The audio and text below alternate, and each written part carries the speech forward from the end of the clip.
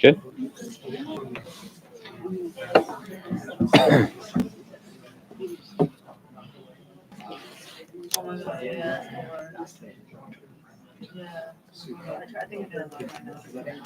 Okay, should we get started? Bismillah, Bismillah, walhamdulillah, wassalatu wassalam ala rasulillah, wa ala alihi wa sahbihi wa barak wasallam. Assalamu alaikum wa rahmatullah. So last week we started talking about the first pledge at Al-Aqaba, people recall. So the Prophet is now returned from Al-Isra wal-Miraj. He's still engaging people, inviting them to Islam, but also trying to find a place where he can essentially go and be, since he's relinquished a lot of the ties he has to the people of Quraysh. We talked about how he met with a tribe from Yathrib, inquired as to who they were, about a half a dozen people from the Khazraj tribe. There wasn't necessarily like a very known tribe in comparison to the other tribes he was engaging. They are very open to hearing him talk about Islam. They come back in the 11th year with 12 people who have now become Muslim. A very large number of people who've converted to Islam outside of the city of Mecca.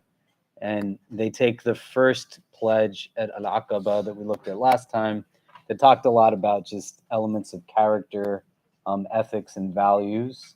And they request that the Prophet sends somebody with them to engage Islam and learn Islam. Can we have everybody move in this way a bit? Just because people are going to come in to pray. We want to give them enough room. The whole side of this room is pretty empty over here. I know there's a large female-based community we have, mashallah. It seems like the proportions are slightly skewed today in comparison. Huh? It's usually not like, I don't know. At the halakha we do on Monday is pretty even, I would say, right? No, but it's not usually this disproportionate, right? I don't know. I'm not sure why it's so disproportionate today. Yeah. But if we just kind of leave room for people to come in and out to pray, that would be great as well. And so they send Mus'ab ibn Umair radiallahu an to be an emissary on behalf of the Prophet alayhi salam. And we're going to talk potentially today about the second pledge of Al-Aqaba. Mus'ab ibn Umair comes. He's about 75 people now come in the 12th year of prophethood, the 12th year of revelation. And by this time, in about a year's time, a few hundred people have converted to Islam in Yathrib. It was pretty remarkable if you think about it, because these aren't places that have like a million people living in them, so the numbers in and of themselves are not large as like cities are densely populated today. But one of the things that we wanted to touch base on that happens is Mus'ab ibn Umair radiallahu an, he's given the command by the Prophet alayhi salam to lead Jummah prayer in Medina before the Prophet gets there. So before they establish the city of Medina, it's just Yathrib right now, they're actually praying the Jummah prayer in Medina. Most would say that Mus'ab ibn Umair is leading this prayer. Others would say a man by the name of As'ad ibn Zurara radiallahu an potentially was the one that led the prayer. He's the one in whose house Mus'ab ibn Umair was actually residing while he was in Medina. And when we talked about Usayd radiallahu an, Sa'ad ibn Mu'adh radiallahu an, I don't remember if we actually talked about them last week or not, but they convert to Islam and they come to see Mus'ab ibn Umair in the home of this man, As'ad ibn Zurara. who's going to be an important person if we get to talk about the second pledge of Al-Aqaba. When the Prophet puts forth the pledge at the 12th year, it's a little distinct from the pledge in the 11th year with 12 people that talked a lot about ethics and character. Here in this 12th year, the Prophet is saying to these people, the 75, that like, I'm coming with you. You got to be able to protect me the way you protect like your women and your children. Meaning, like, there's gonna be like fights that take place, you know. And Asad ibn Zurara, he tells people when the Prophet puts his hand forward to take bay'ah, he puts the Prophet's hand down and he says to people, "You're gonna take this pledge. You got to really take this pledge. You know, if you're not gonna be brave and kind of stand and step up, and you're gonna be cowardly, don't take the pledge." And we'll look at like the exact wording of it. But some would say that he led the Jummah prayer. Some say that Musab ibn Umair led it in his home. But he led it, and there was about 40 people at that time that were praying the Jummah prayer with Musab ibn Umair radiallahu anhu. And I wanted to talk about this to recognize that from the onset, not like as trivia knowledge, you know, you're taking like a Sunday school test, you enter into an Islamic Jeopardy, and it's like, who is the first one to lead the Jummah prayer?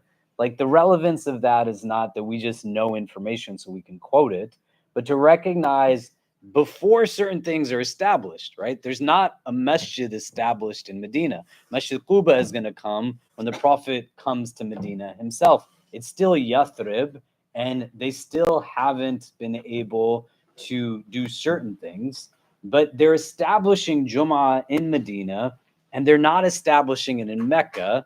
Oh, now there's like twice as many guys here, but it's also 50% increase because the starting number wasn't like that great to begin with. They couldn't do Jummah in Mecca because people were killing them in Mecca. Do you know what I mean? The implementation of that injunction isn't possible because they're still just trying to figure out how to live and survive. Do you know? Musab ibn Umair establishing the Jummah prayer with about 40 people. There's a few different opinions, and I want us to think about this and reflect, especially in a room that the women outnumber the men greatly. Like, when you think about this mechanically, or you think about it just in terms of the hukam, and not necessarily in reflecting on why it's critical for people to go to Jum'ah with regularity. One, understand that one of the first things that was established even before the masjid was like a Jummah prayer, you know, and recognizing, well, why must that be? Because they're still getting ready for things, right? Early on, the first revelations were what? Iqra, read. Ya ayyuhal muzammil qum al-layla ila qalila, that, oh muzammil, stand in the night even a little bit. Ya ayyuhal mudaththir qum fa'anzir, that, oh mudaththir, stand and warn. But that second verse in a formula of 3, acquire knowledge, go and tell people what you're learning, and then use the night to soften your heart from the persecution. The prayer as a spiritual exercise was a mechanism to kind of ensure that the inner was recuperating as the outward was getting abused and chastised and ostracized. For them to establish the Jummah prayer early on, as they're still in a mode of preparation for what is still another decade plus of revelation, is not just like the actual performance of obligation. You got to really think, why is this an imperative? And how is it that I then understand it for what it's intended to be? And not just in a prism of something that says, I'm just trying to catch like the end of the last rak'ah if I can. I have teachers who, for lack of better words, are like fairly conservative when it comes to things around gender. And they would say that if you are looking at Jummah, for example, and people would say the hukam is it's fard for like men who are post-pubescent, insane, and Muslim. But for women, it's not an obligation. And there's hadith that speak to this. The children, the sick, people who are servants, women, right? We can't live in dispute of that, but there's recognition also as to why this was the case. My teachers would say that if you are going to be out of your house, in the market, in the public sphere as it is, then you got to go to the masjid too.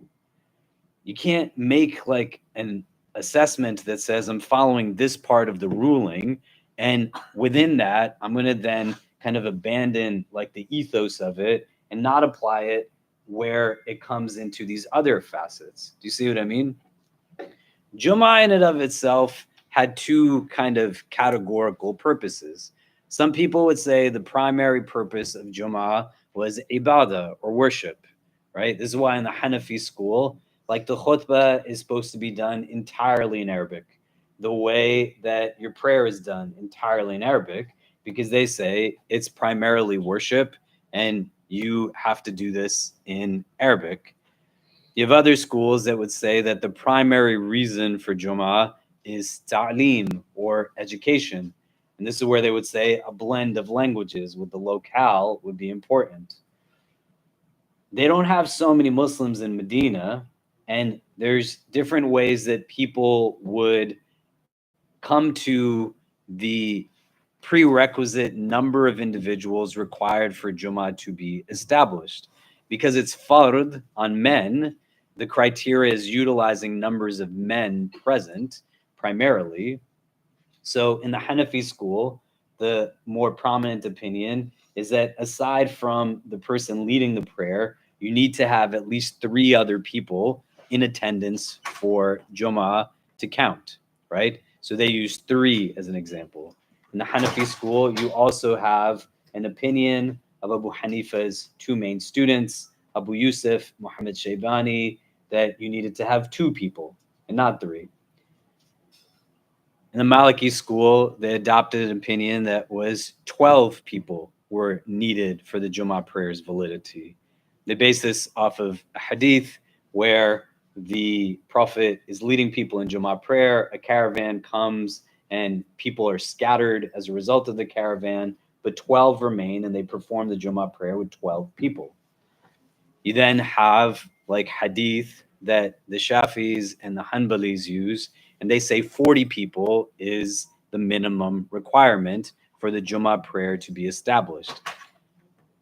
And the Malikis qualify it with local residents to be amongst the 12.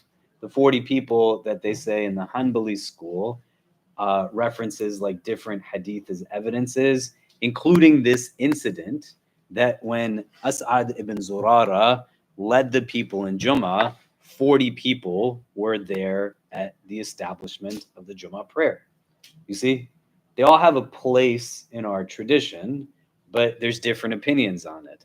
You, if you come to this center and haven't been coming here for like 2 decades, have likely not attended a Jummah prayer that you could imagine what it's like to have 5 people or 10 people in a Jummah prayer.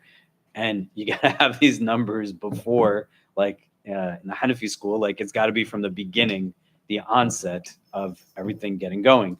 So when COVID was happening here and only students were allowed to come to Jummah or people with NYU ID cards, there was literally on the floor here, like whatever the social distancing amount was supposed to be, little circles that indicated where you could stand. And Jummah was really interesting at that time. And I told students who were here at that time, I don't think any of you were here when we did Jummah during COVID. It was different because I was giving the khutbah, we were all wearing masks, and then there was only like 10 of us, and I would just take everybody out for lunch after. And they said, this is really different and it's really nice. And I was like, yeah, get ready, because in some months, it's not going to be like this anymore. Do you know?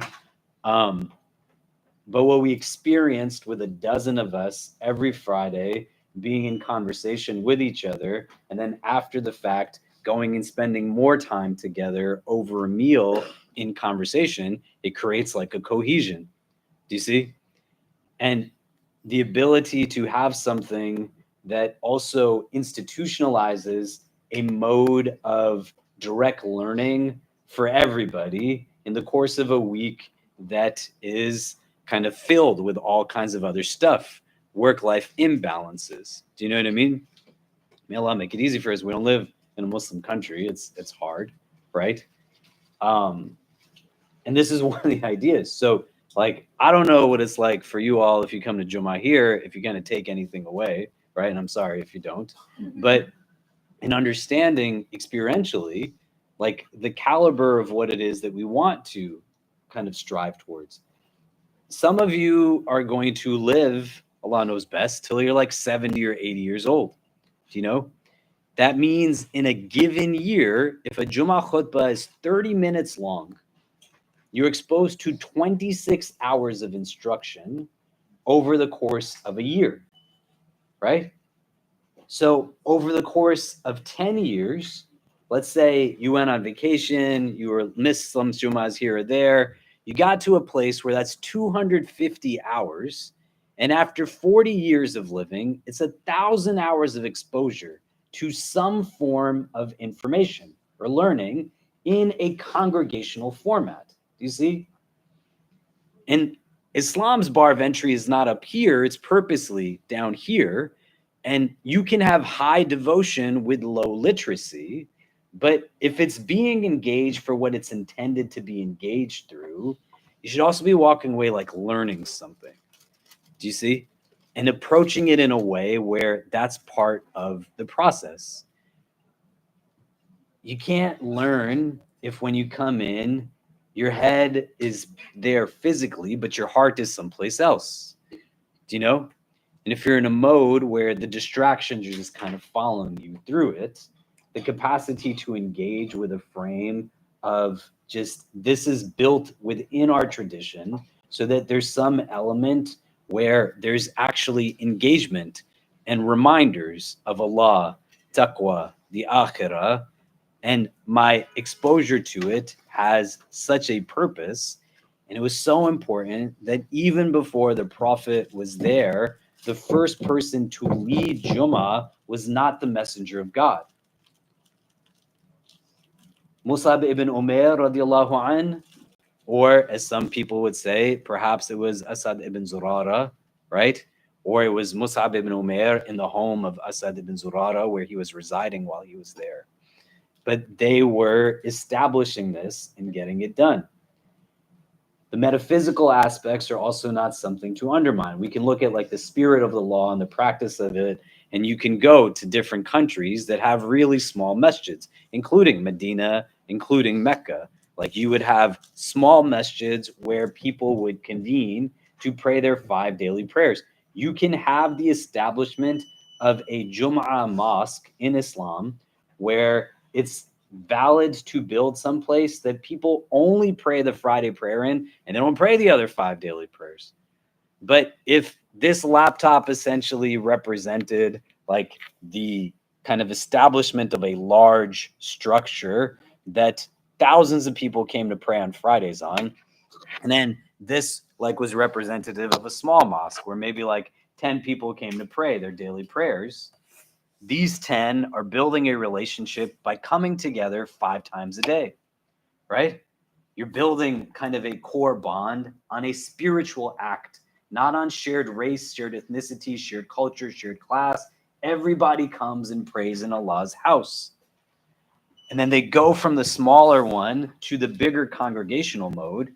Tell me, how joyous do you feel when you pray in Washington Square Park after being the only Muslim in your office for however long, and there's 7,000 of us praying outside in public?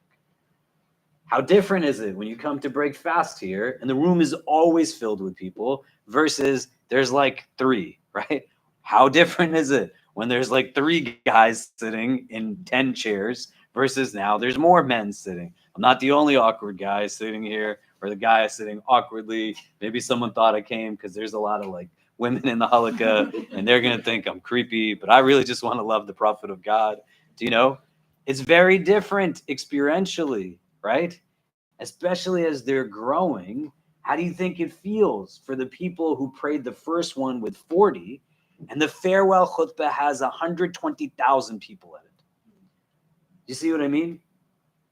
And if you see this religion as an individual experience, it's my fajr, and whether I pray it or not is nobody's business. Like, no, man, your Fajr is for all of us too, right? Your fulfillment of what it is you have capacity to do in a mode that is not centering yourself in an unhealthy way, but centering yourself in a healthy way, that kindness and selflessness is the foundation of the sunnah, and it creates now a capacity and drive to do in ways that egocentricity does not yield. You see? And even when numbers are small, somebody's got to step up to get it done. I worked at Princeton University for a year from 2006 to 2007. And Princeton University, has anybody ever been to Princeton for anything before, Muslim-wise? Like, yeah. So you've been to Murray Dodge? Yeah. So the Murray Dodge is like their religious life center, right? And on the top floor, they had a room. It was probably like 30% the size of this room that was used for Muslim daily prayers. And the second room that was a similar size, it was like a multi-faith room, right? And we did Jummah there in the summer I started, and I was used to doing Jummah here. So to give you an idea, in my first week there, someone took their Shahada, mashallah, and there was nobody there to like be a part of that. So I brought her here and had her kind of take her Shahada here so that people could be there to celebrate with her. The first Jummah khutbah I did at Princeton had like 6 people at it. I had never experienced that before. And I'm standing and I'm wondering, like, who would ever have a Jummah khutbah that might have 2 or 3 other people at it? But the time for Jummah is starting, and I'm in the front of the room. And for a while, it's just me and one guy sitting in front of me, and he's just looking at me. And I'm looking at him. It's my first week there. And he's like, so should I call the adhan? I'm like, I don't know, man. Like, what happens here, right? And then people started to trickle in, but there was 6 in a room that's like a third of this room, and they all decided just not to sit next to each other, right? So one guy's in front of me, another guy's like over there, someone's over there. So it's like, well, where am I supposed to look as I'm talking? And how do you make this, you know what I'm saying, right? Like, there's like scattered in a room that it's very evident that like you're, you know, the flow is kind of is but it fulfills one of the opinions, right? That you need to have a minimum in order for that to be something that is satisfied. Do you see what I mean? Allah knows best, right? But these kind of situations can happen, you know? You might be in a place where the time for Jummah is on you, and you want to understand that the establishment of it is something that has communal responsibility. Somebody's got to know how to lead the Jummah prayer. Do you know?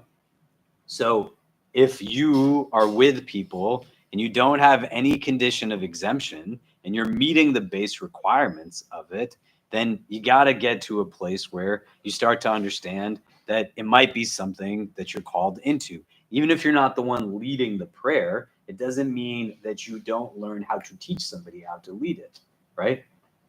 Because that's not necessarily also a reason as to why it can't be established. Do you see what I mean? Similar to like other things. Somebody passes away in the community, like as long as one person knows how to wash, shroud, and pray and bury that body, pray over, right? Then everybody's exempt from responsibility.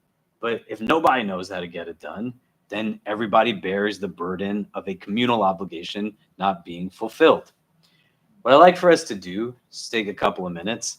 Why do you think the Prophet instructs Mus'ab ibn Umair to establish Jummah when he goes to be his emissary in Medina? Like, what is the reasons potentially that this was something that was done? He didn't say, oh, Mu'adh, go build the first masjid, right?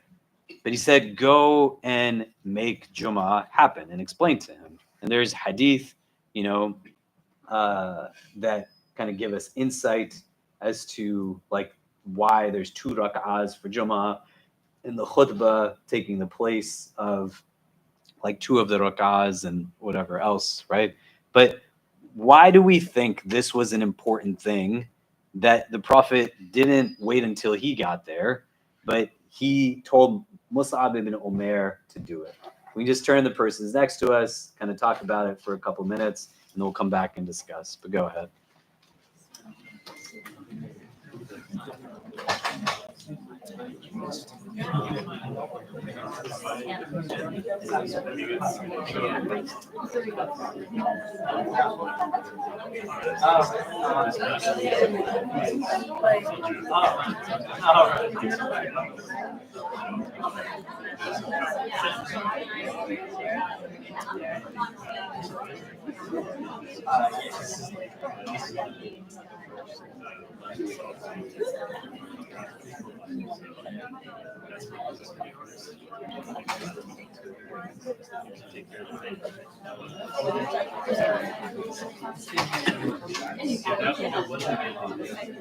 You wouldn't have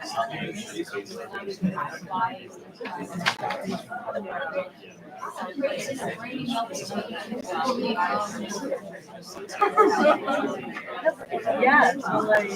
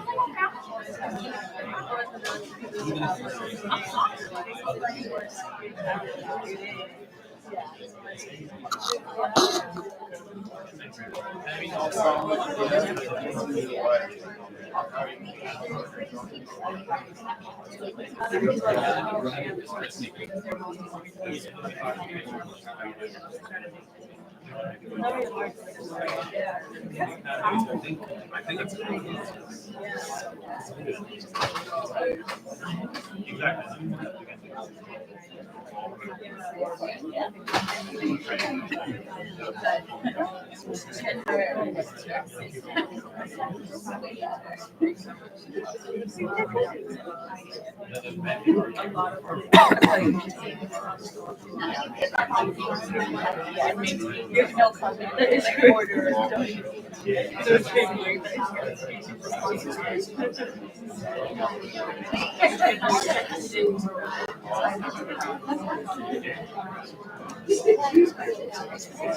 Okay, what do we think? Like, why do we think this is an important thing?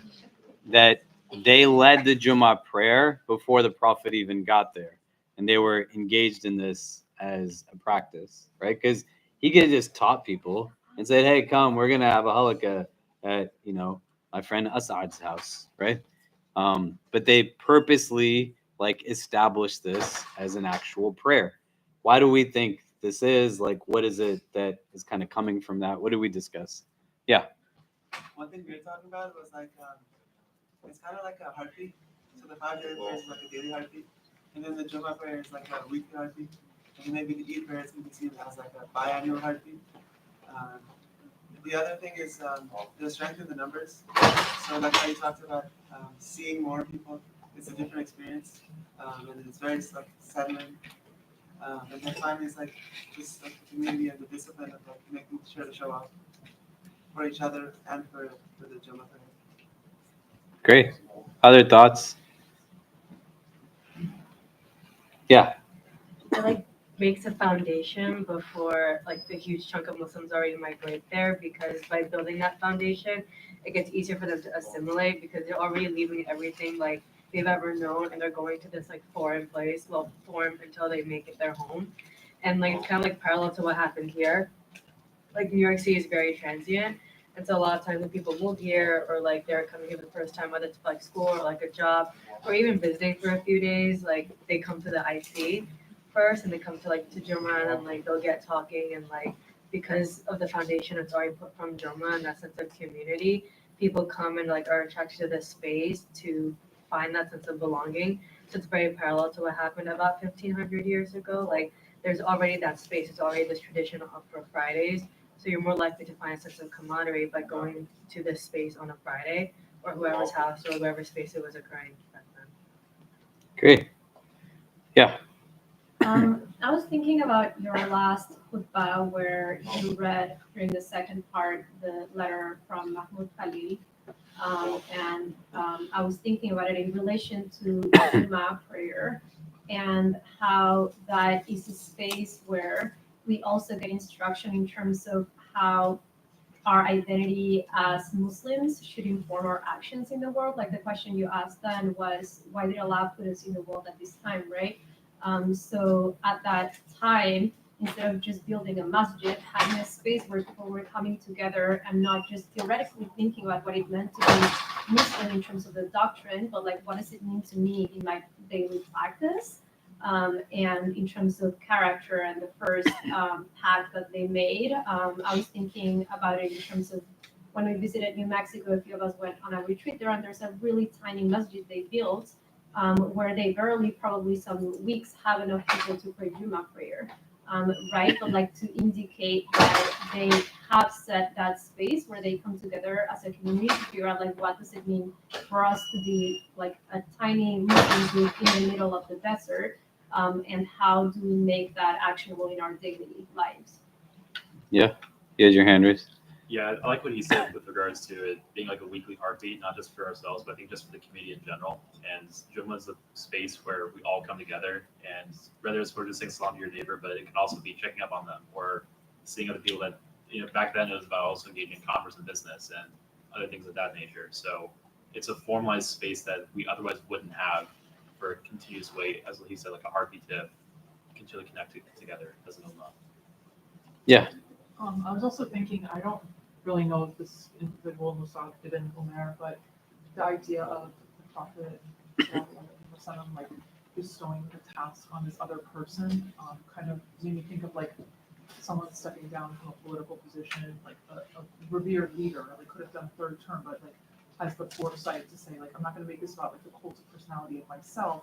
I'm going to create like a structure that can be carried on beyond my lifetime. So one thought, and the other thought was like he didn't emphasize the particular space or location. It was more about the gathering of individual people. So it could be translated to like migration or pilgrimage or refugees or whoever, even undomiciled. Like it doesn't have to be a particular building or space. Yeah, and you're gonna see like things kind of as they establish this more and more communal aspects are identifiably established as Medina establishes, where some of this becomes more structured, right? But there's a lot that goes into Jummah that, not one of you said it was just about like prayer. Do you see? And if you don't incentivize for yourself a unique understanding of how you buy into the importance of this thing, you're gonna like walk in late. You're gonna say, oh man, I'm tired. I'm in a place where like it's not farther upon me. Do you know? And it's gonna get to a place where you gotta also see these guys fought for this to happen. He wanted it to be something that people did, right? Love for people what you love for yourself. That even when he couldn't do it, he still told other people to go and do it. And they literally have gone through a decade plus of just persecution and all kinds of like real hell. And once there's a mode of establishment, the first things he's telling people is like, get together. Think about it also in the frame of what we talked about last time. In year 11, there was 12 people that came from the people of Yathrib, mostly from the Khazraj tribe, but 2 were from Al-Aus. And these people had engaged in a 5-year civil war, these 2 tribes. And now they're not praying individually, right? You might not like somebody, and you still have to stand with them during Jummah time. Do you know what I'm saying? Right? You could come in here and pray your individual prayers and pretend, I didn't know you were praying, right? Or, I thought maybe you were praying your sunnahs or this and that. But they're all praying together in this mode of unified internals. And it's creating now a mechanism that's deliberate. When we think about obligation in our religion, right? Why does God create obligation? The recommended acts we're taught are meant to inculcate love. I don't have to do it. I'm just doing it because I want to do it, right? That's like where love starts from, not through burdensome obligation, but through a pathway of choice. Like I chose to give you a gift. I chose to wish you on your birthday. I chose to give you salams. Do you know what I mean? But where obligations come in is that some of us, we're just not built. Like, I'm not a good person. Allah's got to, for my benefit, draw me towards what's good, knowing that I might not opt to choose goodness for myself. So minimally, I'm still in this place where these things are made obligatory for me. So it's not left to chance that I might then simply not do anything at all that's beneficial for my inner development. Things that are going to enable me to have kind of celestial growth. And so you got 5 daily prayers, because what did Musa alayhi salam say to the Prophet alayhi salam on al-Isra wal Miraj? Go back, because they're not going to do it. Go back, they're not going to do it. Because Allah knows us better than we know ourselves. Do you think the Aus and Khazraj tribes who fought each other for 5 years in civil war, many of their elders were killed in this battle? They were like saying, yeah, we're going to just get together every Friday afternoon and we're going to pray and sit silently as somebody else tells us like what we're supposed to be living our lives around. Do you know what I mean? If not for the establishment of it, and then they believe he's the messenger of God. Do you understand? It's not like something, that's different, that I'm going to pick and choose like what I follow and what I don't. Later on, when they're standing at the farewell khutbah and the Prophet is pointing in the direction of Mecca from the plains of Arafah, he is on the 9th day of Dhul Hijjah, the day of Arafah, in the days of Hajj, right? And he's asking the people, right? Ayu shahrin hadha, ayu yawmin hadha, ayu baladan hadha. What city is this? Ayu baladan hadha. What month is this? What day is this? And the companions are silent. And some of the reasons we're taught why they're silent is, aside from a reason of deference and respect, we're taught that they're silent because if the Prophet said, like, this isn't called Mecca anymore, they would just say it's whatever he called it. Do you know? That's what it means to believe he's the prophet of God. So whatever he's telling them, they're buying into it. They're just doing what it is that he's saying to do because they believe he is not just a good man, a trustworthy man, an honest man, but they believe he is the messenger of God. So you got to believe that there's people who still have inclinations that are raw from Al-Aus and Al-Khazraj, that they were just combating each other. And after they've been looked down upon by other people in that locale, that they are in a place where the only ways that some of them are going to get together is that they're obligated to spend this afternoon once a week together. You see, Muslims who would never spend any of their life with someone from a different race or culture if they had the option to do that. And the only time they would spend time with someone from a different class, a different race, a different ethnicity, a different culture is when they have to go and pray 5 times a day. The obligation is not just about the prayer, but the prayer in congregation, the prayer in jama'ah. All the things that you're saying, if you actually buy into it, then think about how you relate to the establishment of the prayer in your life. Our Prophet, who is the last messenger to mankind, told his people to pray Jummah before he was able to lead them in it. Do you see what I mean? Does that make sense? And then you start to decipher and distill for yourself a little bit. Like, what's my relationship with this thing? What is it that I'm really taking from it? How do I see it not as something that is just a once a week experience outwardly, but is actually transformative inwardly? And I don't do it in the way that I feel like doing it. I do it to the best of my ability as the Prophet of God has instructed me to do it, right? Get dressed up for Jummah, man. It's a holy day in your week. It's an Eid for us, you know? It doesn't mean that you got to dress in garb that is other than your own attire, but dress in a way that you are standing in front of the divine. Like, think about how you ready yourself when you're going to go and try to ask somebody if you are good enough to marry their daughter or their son. Do you know the first time you're meeting an in-law for the first time? The first time you're meeting potentially somebody that you decided to swipe in one direction versus the other, and you're sitting together for the first time, you ain't show up looking frumpy, you know? Right? You get to a place where you start to think what I'm putting into it is going to yield me what I get out of it. There's other things that we can think about that have different fiqh opinions, right? But you ain't come to Jummah to be talking to other people. Some people would say, like, any type of speech or whatever in the course of Jummah can be the means to invalidate one's Jummah prayer if you start in conversation. Others would say it's not something that would invalidate it in that sense. You got to understand what talking is, right? So, like, if somebody on the member says the Prophet Muhammad and you say Sallallahu Alaihi Wasallam, that's not like speaking in the sense of I'm talking to someone. Do you get what I mean?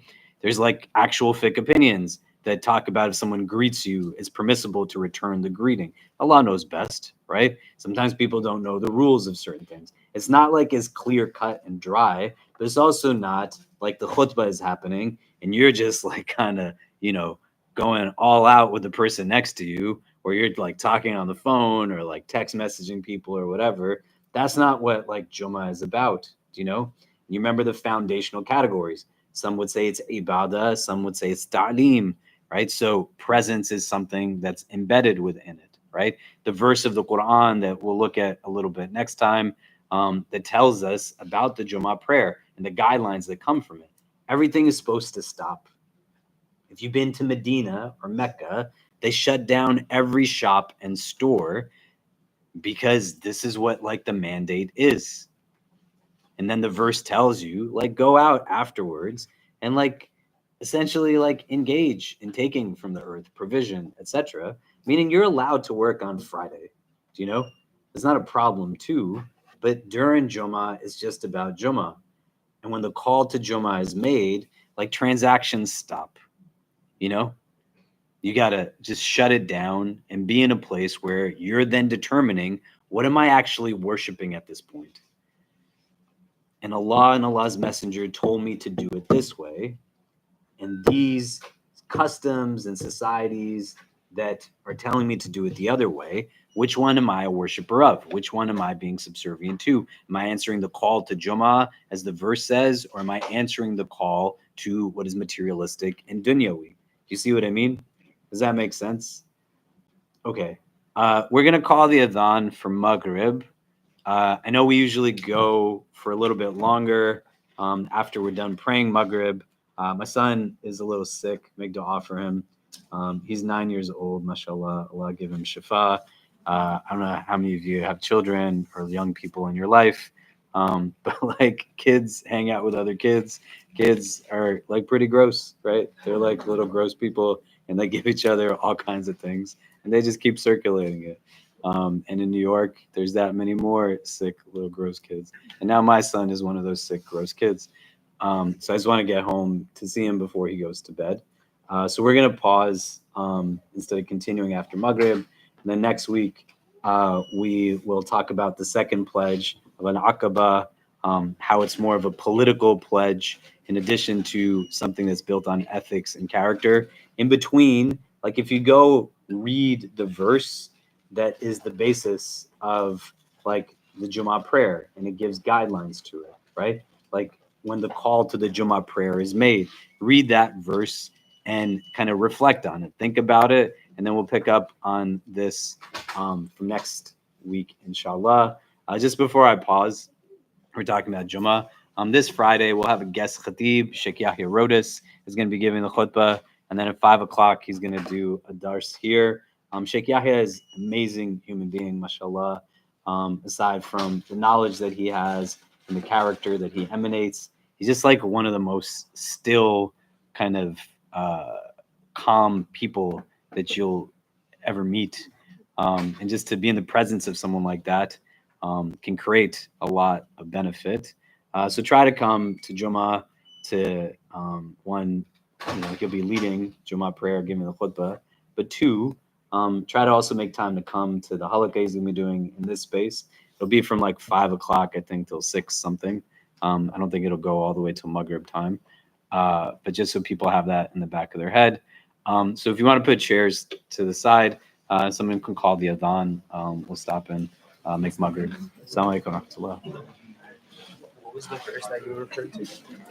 The verse